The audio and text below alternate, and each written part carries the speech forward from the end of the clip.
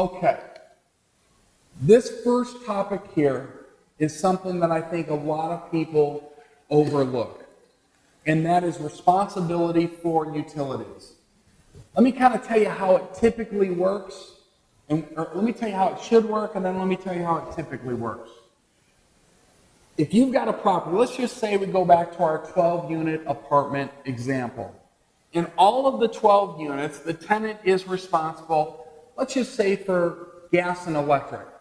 They've got a gas stove and a gas furnace, and they've got, obviously electric through the apartment. That tenant should call the utility company, whoever that is that controls gas and electric, and get that account in their own name the day they move in. They probably should call prior to that, but they should get that account switched over the day they move in. What typically happens, or happens a lot of times, is because moving is such a jarring situation for a lot of people, they forget about this. So number one, you need to make them aware of that when they're signing the lease. Number two, you probably should give them additional notice, either through email or a letter, or maybe even a phone call. And then the day that they're moving in, the day that you're giving them the keys, you definitely need to say, did you get your utilities switched over yet? What typically happens, because that day is such a, like I said, jarring life day, they forget about that. And when they forget about that, what happens is that those utility costs, gas and electric, fall on you, the owner of that apartment building. So you now have extra costs. You've got to go back and rebill back the tenant perhaps, or you've got to at least be aware that that is happening. By the way, I found a lot of owners have no clue that that is happening. You're paying for tenants' utilities when that should be paid by the tenant. So you need to have some language in your lease. If this happens, you're going to be responsible for that bill, and I think it's right for you to charge them an extra fee for that. I would definitely have that type of language in there. Can you do me a quick favor right there and just shut that door for me? Yes, question. Hi, John. Wondering the norm. You're saying we get charged for it. Is that because utilities are getting transferred into your name? I guess, so to further that question is, if they stop paying utilities for some reason and miss 3 months of utilities, is that, for the most part in most states, in your experience, does that become the owner's responsibility, or? Yeah, typically it does. Now, there's one thing that you're going to put in place. It's called the Landlord Policy. Pretty much every utility company is aware of what a landlord policy is, that when that unit is vacant, automatically when the tenant says, hey, I no longer live here, I want to shut off my service, automatically that will switch back into the owner's name so that that unit doesn't go without power. Very important that you have that put in place. So yes, I would have some language in there with that. That the tenant is responsible for all utilities for the life or term of the lease, and have the appropriate fees that if you've got to do extra things like that, as far as a utility bill back, they're going to be charged for it. So very good idea. One last thing before I get to your question, Mark. You have to focus on utilities. It's a big part of your expense. I remember being in the restaurant business, and in the restaurant business, people don't realize that utilities are probably one of your greatest expenses because of the ovens, the range, all this, the gas burning, all that stuff, lighting on all the time. In apartments, it's not just things like gas and electric. It's, as Heather mentioned yesterday, toilets running. Excuse me, is your toilet running? Yes, it is. You better go catch it. Do you think that's funny today? No? Anyway. Okay, but yeah, things like water. You won't believe how fast that water bill adds up when a toilet's running. You think, what could that cause? What kind of issue could that cause? It adds up. Remember, net operating income is everything when you're managing a property. So not only be cognizant of that, have a way to check that. Okay? Mark, question. John, I can see that the the billing of the utility can be painful, especially when you have a lot of multi-units and so on. Any responsibilities and accountabilities that you can put on the property managers to handhold this system where people come in and out? Because I could imagine that's painful. Yeah, costs, really. right? Any tricks? Yeah, I think one responsibility of them is, like I said before, to get that landlord policy in place. But number two, and if your property management company is not doing this, I would suggest doing this.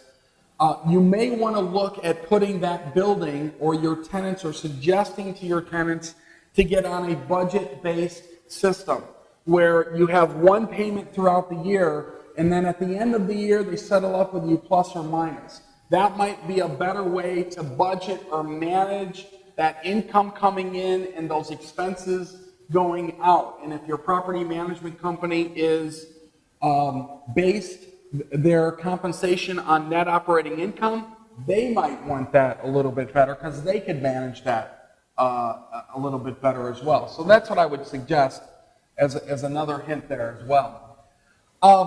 Use of amenities and facilities on the premise or premises. Yes? The landlord policy, you said it, the utilities go back to the owner. Are you talking, do they go to the owner, or the your agent, to property manager who's looking after? However that's set up with your property management contract, ultimately it's going to come out of the owner's proceeds as expense. But from a management perspective, wouldn't it be better to have it go to them? I mean, they're there, they're going to deal with it.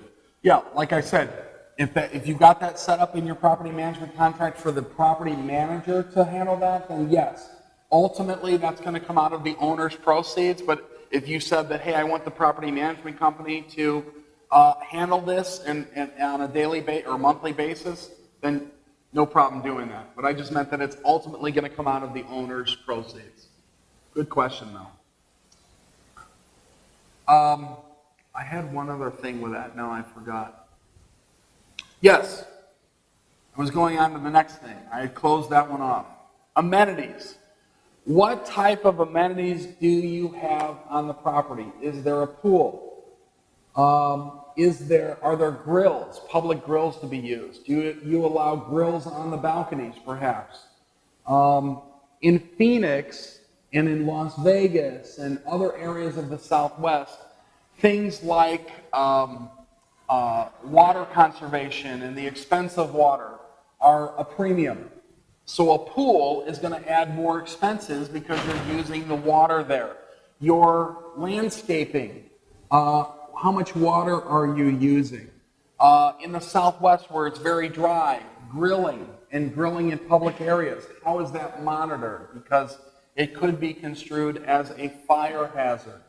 Other things, such as carports. In the Southwest, carports for apartment buildings make a little bit more sense because it's almost a benefit to the tenant. I believe you could charge more if a property has a carport as opposed to not a carport. I don't know if you spent time in the desert in the summer, but it is insane hot. Not a moist hot, but a dry hot. Hot is hot in my book, but it does do a beating on cars. So you can charge more for that. Again, all of these amenities, like a clubhouse, a pool, grills, nice landscaping, all of those things, I think you need to go and put together a cost versus benefit analysis. Remember we talked about that? What is the cost of those items, and what is the benefit that you're getting back? Is it more tenants, a higher occupancy rate? Is it higher rents? Compared to the cost of putting in a carport, the cost of putting a pool in, if that's what you think will draw more tenants. Now, if you have a single-family house, I think amenities also should come into play. What amenities are by that single-family house? Transportation, school district, shopping, a deck, a pool, a garage, those type of things. You really need to consider those. Make sure that you are communicating and discussing those amenities in the lease. How to use them, what to do, what not to do. Single family house, You're not going to be putting anything flammable or store anything flammable, per se, in certain areas of the house or maybe the garage, that type of thing. Okay? Any questions with that? We're good? Okay. Rules and regulations. Typically, these are two examples, pet rules and noise rules. You'll see that we had a no pet policy in the lease that we went over yesterday. People ask me about pets all the time, and I'd be willing to bet that if you surveyed apartment complexes today, one of the things that you'll note is they're allowing more and more pets. Now, they may have some restrictions, but what they're seeing there is they're getting a higher occupancy rate, and they're able to charge more money for the pets. Somebody says, well, John, what is an appropriate dollar amount that you could charge for pets in a market? Well, I think number one, you've got to go and look to see what's traditional there. But if I had to average them out, I would say they run anywhere from $20 to $50 per month extra per pet. And again, I like some pets better than others for the apartment business. In real life, I love all animals. But for the apartment business, I think I like some pets better than others. I like dogs better than cats. However, I like cats better than goats. Anyway, you get the point. So make sure you're thinking about those things and you are cognizant of those. It might be an additional way that you can make money. Now, I would say if somebody does have a pet, make sure that you're charging more money monthly for it. I would stay away from the one-time security or pet deposits. I would charge them every single month. And I would really implement what we talked about yesterday, where you're going in periodically and you're checking out the condition of that apartment unit. When you say something like property manager / owner has the right to inspect the premises on a 48-hour notice, or put in a program where you do a safety inspection, or you're doing a furnace filter change out every 2 months, I think that gives you the opportunity to check on your investment. By the way, that's what it is. You've got people and animals perhaps living in your investment. Your objective here, let's not get away from that. Your objective is to buy this thing, provide good rental housing, have that tenant go to their 9 to 5, so they cut you the most important check of the month. That check goes towards expenses, debt service, and puts cash flow in your pocket. If that pet or anything else is deteriorating that NOI and ultimately that cash flow, I think you need to make a change. And you don't want to make a change after the fact. You want to make a change being proactive before it becomes a major issue. Does that make sense to everybody? Okay. Available parking. Parking typically isn't too much of an issue I've seen with apartment units. But sometimes with single-family houses in larger metro areas, and you're parking on the street, things like that, parking becomes a little bit of a challenge. One nice benefit, if you've got an apartment complex or a 6-unit building, a little bit smaller, and you can maybe assign some spots so people feel like they've got their own parking spot, that might be something in which you could charge a little bit more money for, and kind of, give the tenants a sense of pride, a sense of ownership, and a sense of personalness that you can add. So that might be a nice touch. Make sure that, like we talked about earlier, in areas where carports are needed, make sure that you're charging for that. There's a rule of thumb that I would implement. Any work that you do to a property, like parking lots, and like adding carports to parking lots, it's a great touch. Make sure it's aesthetic, make sure it looks nice, make sure it's stable and well built. But I guess most importantly, any work that you do to a property, make sure you translate that into a higher NOI. Everything you do. I had a student once change out all the front doors to his 24-unit apartment complex, and The doors were wood and they were older, and the paint was chipping on them, and he took all those out of there and put these beautiful glass doors, and you'd pull up to the apartment unit, and you'd see these beautiful glass doors. And I was just like, Jeff, what's up with the glass doors here? And he said, well, those doors, they just didn't look good. And I said, well, what's going on with, how much did they cost you? And they were, I forget what he said, $8,000 or whatever they were. And I said, well, what's your plan here? Are you driving rents? And he goes, well, I can't really drive rents right now because we're struggling for occupancy. It was that time of the market there. And I said, well, why are you putting in new doors? Why'd you spend $8,000 when you could probably spend $300 or less and get everything painted and look nice? Well, I just thought that would add a nice touch to the building. Wrong move. When you're doing things like glass doors or anything that you're implementing in the property that you're spending money on, it's got to be more than an aesthetic result. You've got to have those things translate into a higher net operating income. So when you invest in your property, it's either got to save you money from things like maybe the doors are more efficient or the windows are more efficient, so your utility costs are going to be driven down. Maybe by adding landscaping to the front and changing the doors, you know that you can charge $20 more in rent per month. Or you've just changed out the lighting. Now, number one, it looks more aesthetically pleasing, but they're more efficient. It's a more efficient lighting scenario, so your utility costs again are lower. You see my point with that? You've got to make sure when you're making that investment that you translate that into NOI.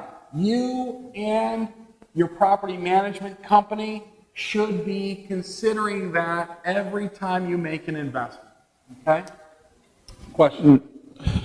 To go back to the doors in specific, he didn't know, I guess, it was going to transfer to NOI is probably what you're getting at, but is there not a good potential that is, depending on the quality of the apartment building and the neighborhood it's in? What was the first part he didn't know? Well, he didn't know if it was going to maybe translate into the NOI, but when you're struggling for vacancy, some stuff like curb appeal, I think, can make a big difference, is what I'm saying. It very much could, but he didn't know that. He put them in because he knew the doors looked great. That didn't necessarily help him with the occupancy. I see where you're going with that. You want to know. Good. So one of the things that I would do with that, just to keep with that theme of your question, is I would do what we call a market rent survey. I would know what my competition is doing. Check out your competition. By the way, I know Steve just walked in the room. Steve, have you ever done a market rent survey? Ever? Yeah, have you ever done one? You have? Yeah. Okay, I was just checking. Yeah. Well, with my property manager. Okay. I got it. So basically, inside story. Basically, a market rent survey is when you go to your competitors. Remember when I talked about the idea of knowing 4 things about your market? What are those 4 things? The first one is what? What is it? Days on market? No, the 4 things you want to know about a market. Growth and development or employment, right? What's the second thing? Occupancy, vacancy, that's the third. What's the second thing? What is it? No. 4th thing is rents, but the second thing is competition. I want to know what my competition is doing. I want to know what they're spending their money on. I want to know how much they're charging for rents. I want to know about the amenities. I want to know about what is attracting tenants to them and not to me. Or I want to know what's attracting tenants to me and not to them. You see my point here?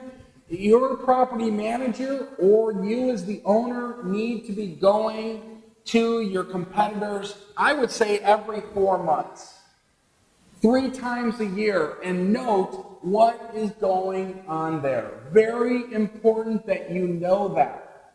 Because if your competitors are at 94% occupancy, and you are at 88, you want to know why. You want to know why and make adjustments. At the end of the year is not time to make adjustments to your property. You want to make adjustments on the fly. This is what you should be communicating really to your property management company.